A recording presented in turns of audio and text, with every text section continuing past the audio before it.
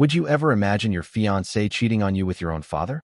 That's the nightmare I woke up to on what should have been the best day of my life. They thought I'd stay silent. They were wrong. My name is David. I'm 27, work in marketing, and until recently, I thought I had my shit together. Decent job, decent apartment, a fiancé I stupidly believed was loyal, and a family that, while dysfunctional, at least pretended to be normal. I was the guy who always tried to keep the peace. Guess what that got me?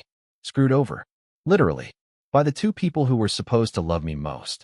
So let's dive into the story.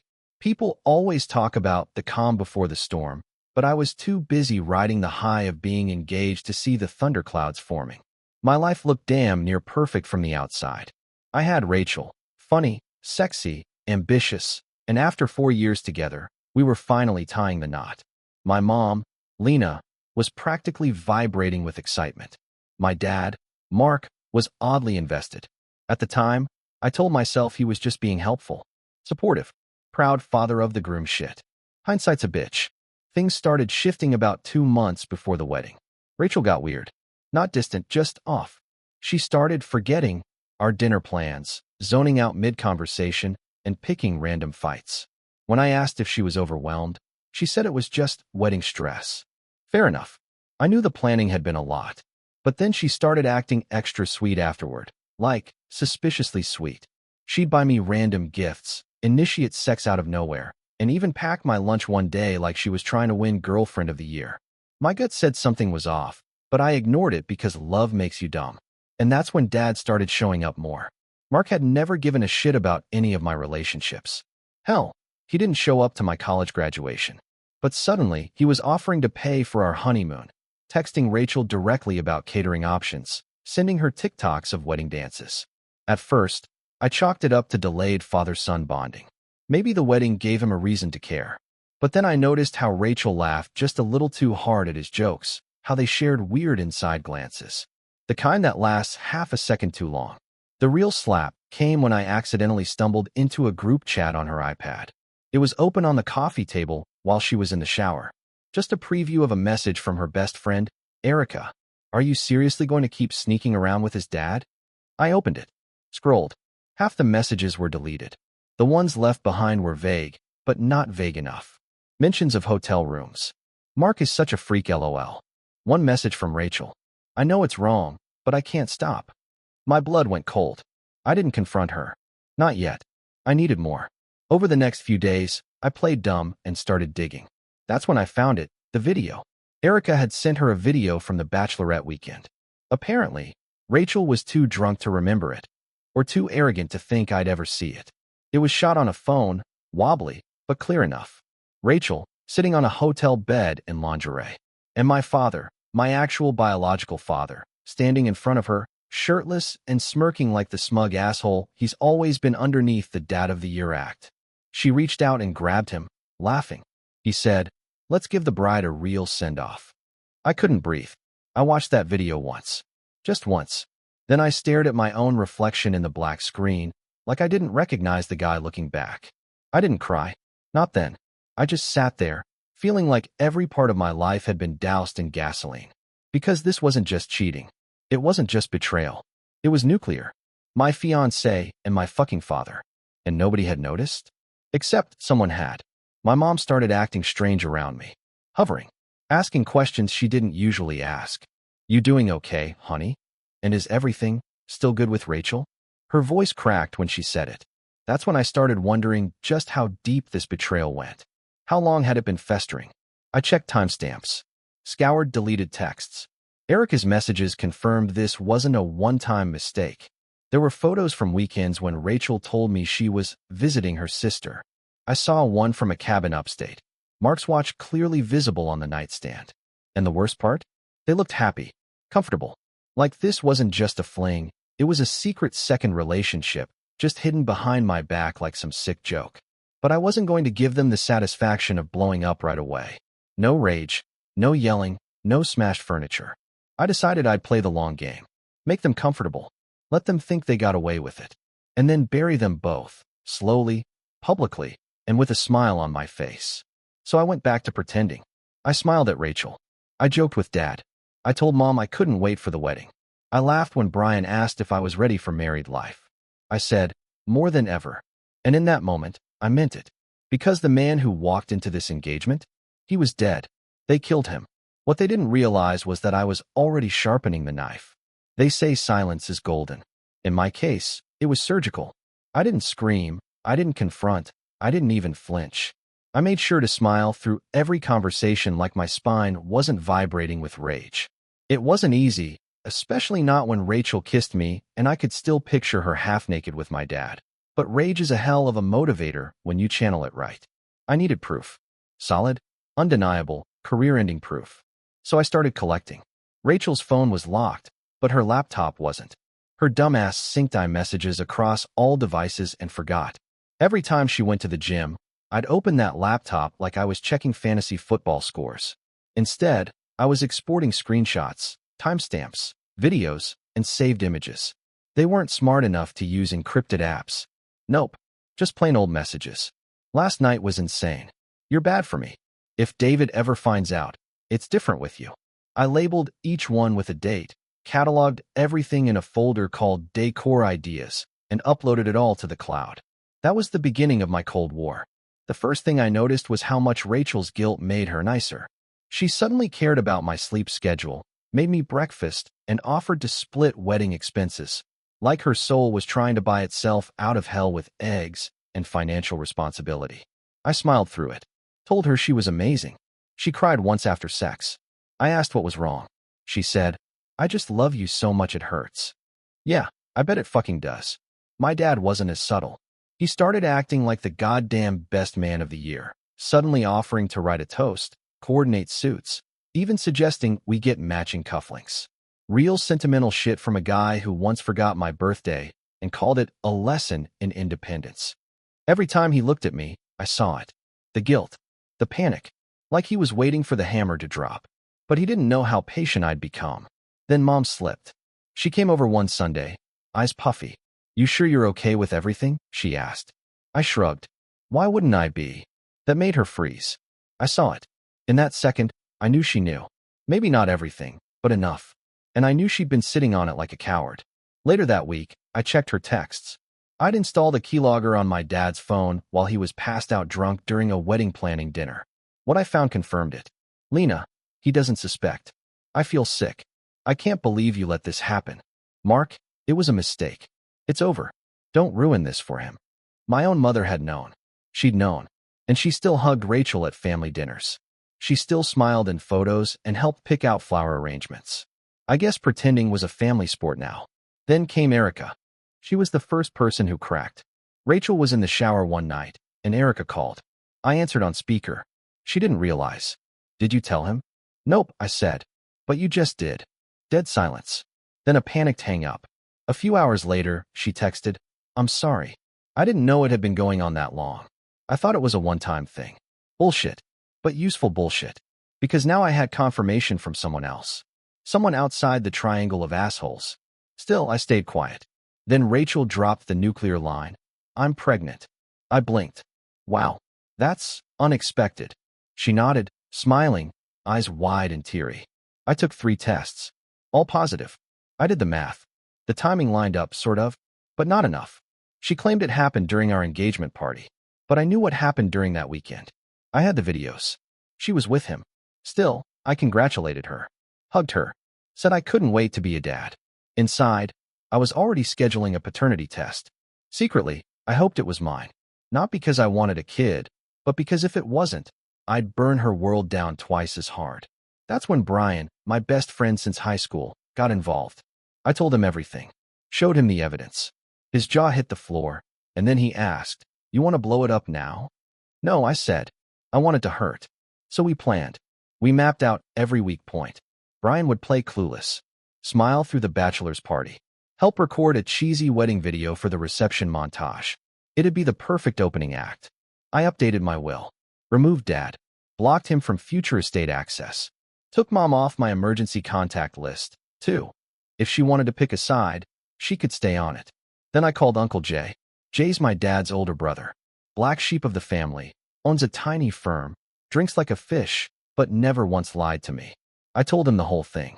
He laughed so hard I thought he was choking, then said, "Tell me what you need, and I'll make it happen." He helped me move old family assets into a trust. Quietly, legally. The kind of move you only make if you're planning to cut someone out forever. Rachel started getting suspicious. She asked me twice if everything was okay. I smiled. Never better. She leaned in, hugged me tight. "I'm just so glad we're doing this. I feel like we've been through so much, and now everything's finally falling into place." It was just not how she thought. Because the wedding was no longer a celebration. It was a trap, and I was done pretending it wasn't. I should have gotten an Oscar for my performance that month. Rachel started hovering like a paranoid hawk, checking my moods, asking if I was excited for the big day, sneaking glances at my phone when she thought I wasn't looking. My mom kept calling to offer help with last-minute details. My dad invited me to lunch twice, which hadn't happened since I was 17 and had a broken leg. They all had that look, like they knew the roof was about to collapse, but prayed it wouldn't be today. Meanwhile, I was setting dynamite under every beam they leaned on. First stop was my lawyer. I didn't need him for the scandal part. I had that covered, but I needed to rewrite some paperwork. I updated my medical proxy, financial POAs, and had a new will drafted. Dad was wiped from everything, clean and permanent. Not a penny, not a photo, not a mention. Lena too. Anyone who sat silent at that dinner table, knowing what they knew, was just another accessory to betrayal. Then I made 2 copies of the USB drive, full of files. Every text, every saved pic, the entire phone-recorded video of Rachel and my father, drunk and sloppy, in that hotel room. Laughing, moaning, saying my name like it was a punchline. I encrypted 1 copy and emailed it to myself. The other I stored on a tiny drive taped inside a gift box labeled Groomsman Emergency Kit.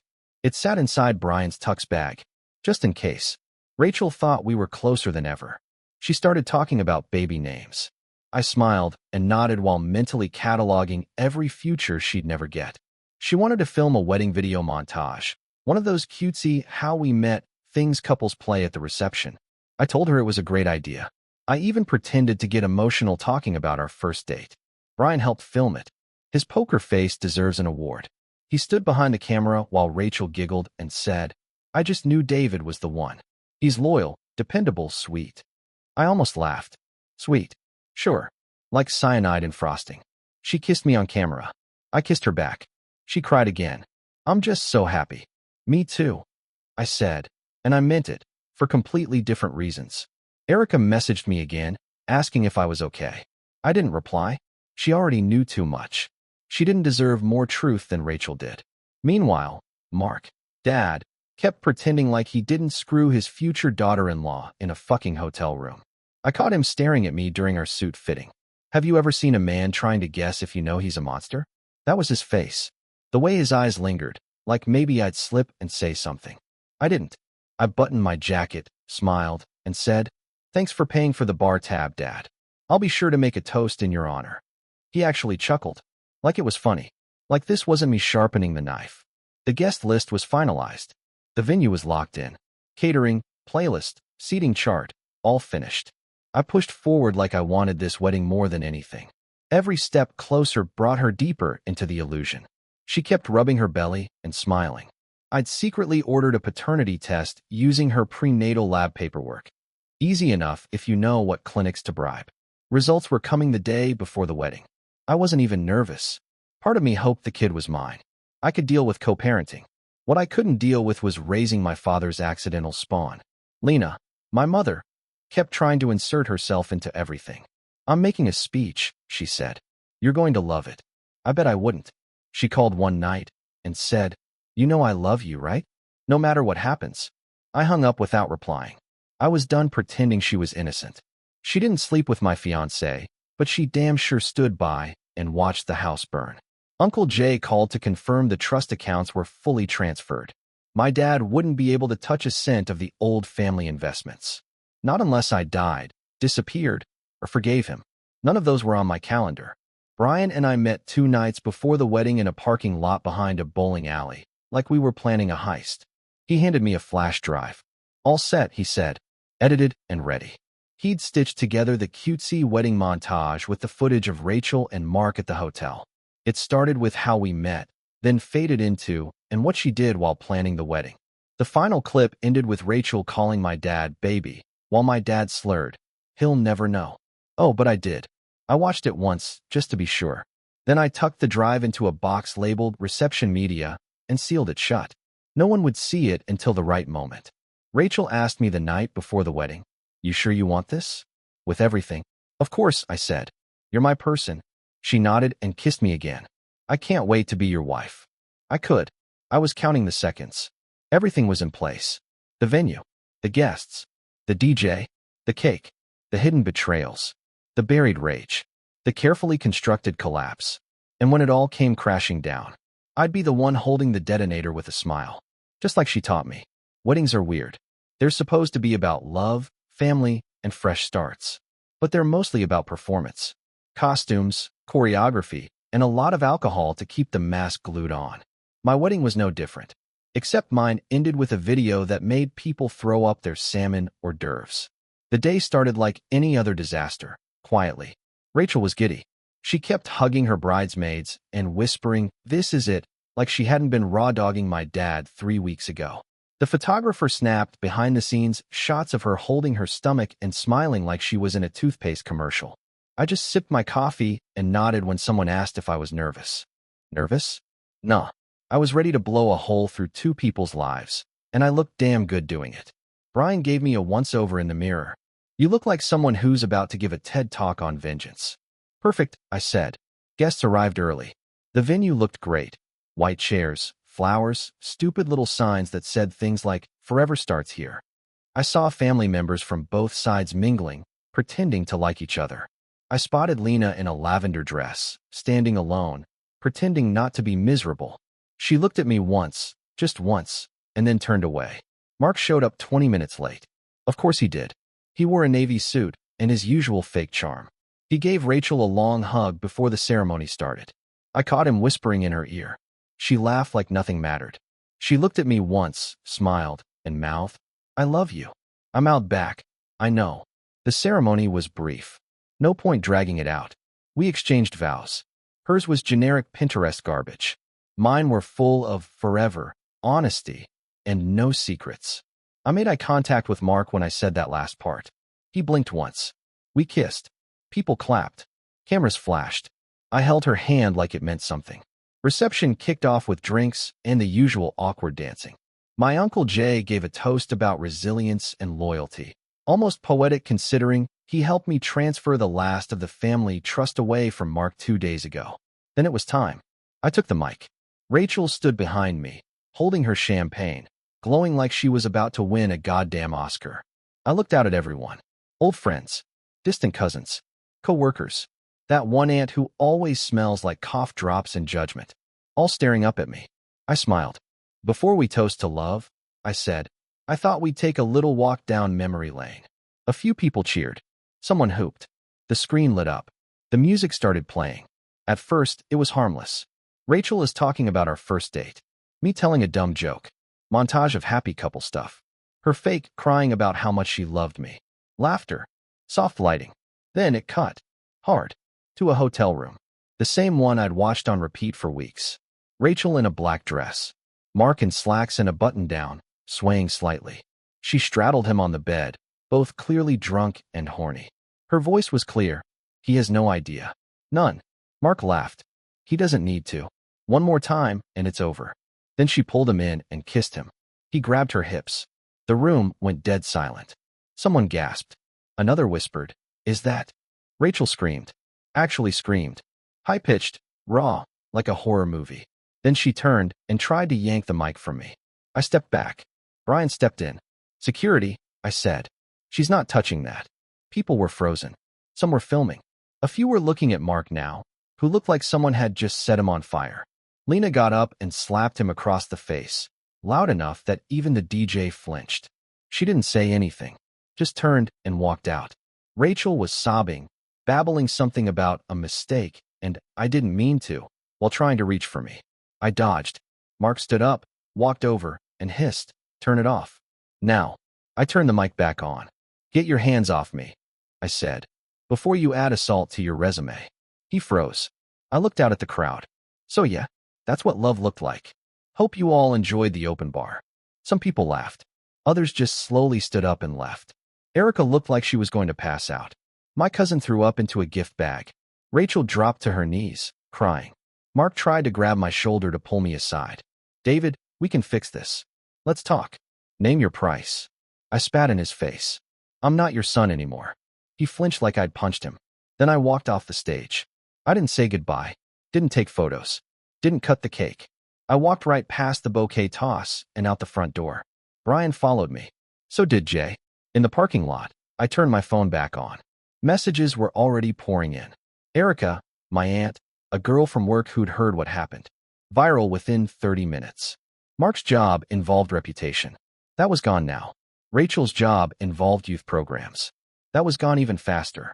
The footage got leaked, probably by someone in the crowd. Someone who hated them as much as I did. Or maybe just someone who liked good gossip. Either way, I didn't stop it. That night, I poured myself a drink and sat on my couch, alone, watching the chaos unfold. Rachel's backup boyfriend posted a single again status. Mark's business partner dropped him. Lena filed for divorce within 24 hours. Jay made sure every financial lock was airtight. Me? I slept like a goddamn baby. Days after the wedding fallout felt like watching a slow-motion car crash you couldn't look away from. My phone buzzed nonstop. Texts, calls, social media tags. People I barely knew were sending me article links. Memes with my face superimposed on explosions. Even a few sorry you had to go through that messages. The viral storm was in full swing, and for once, I didn't have to lift a finger. Rachel's world collapsed first. She tried to log into her company email and got locked out immediately.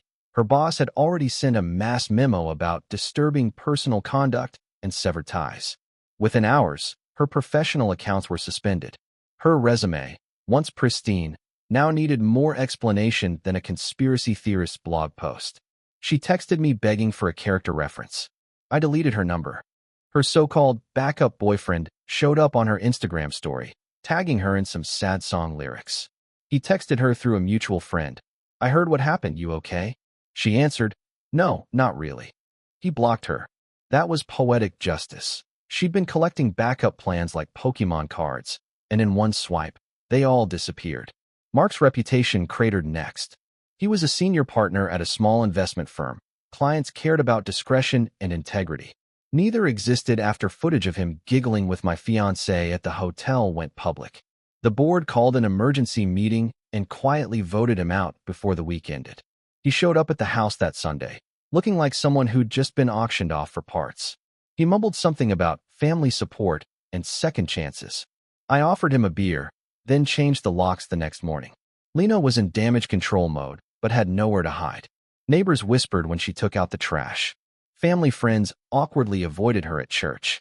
She tried to meet me for coffee, said she was so sorry it got out of hand. I told her I didn't do coffee.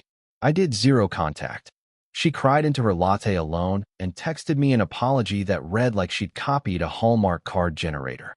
Meanwhile, Uncle Jay proved exactly why he'd been my secret weapon.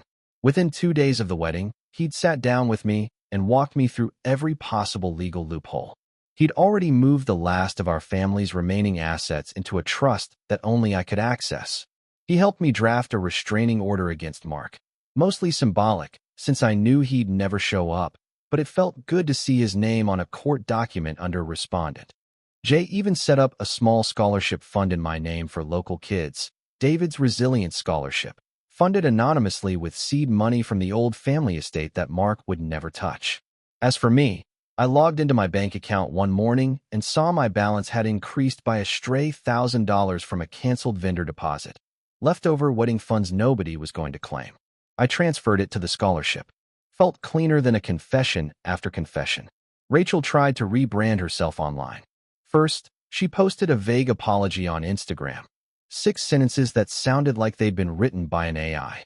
It got deleted within minutes after hateful replies flooded in. Then she set her profile to private and started a GoFundMe titled Rachel's Fresh Start, asking for donations to move on from personal trauma.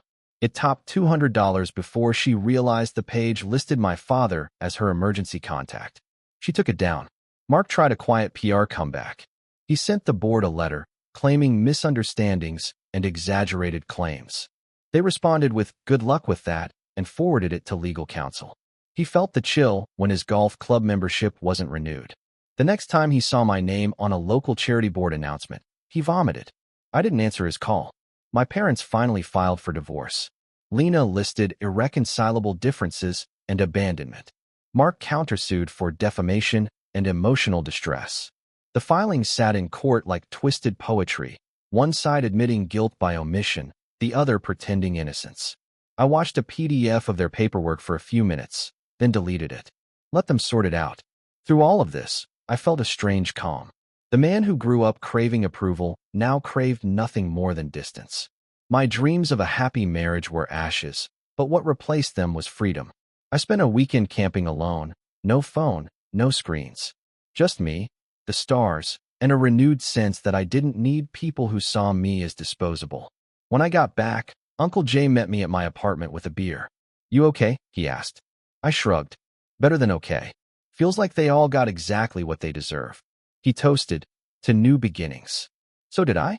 I never thought revenge would taste so final. Not bitter, not sweet. Just cold, necessary, and exactly the justice I wanted. I moved my life forward on my terms. No more forced smiles at family dinners. No more pretending. No more Father's Day cards that said, "Love, your son." The house sold. The title changed. David Robinson, sole owner. One evening, I walked past the closed sign on Rachel's old studio apartment. Flicked the lights on the inside. Nobody was home. For the first time in years, I felt lighter. What they took from me, they'd never get back. And what remained was mine forever. My dignity, my future, and the knowledge that the mess they made wouldn't touch me again. Because after everything, I was the one left standing.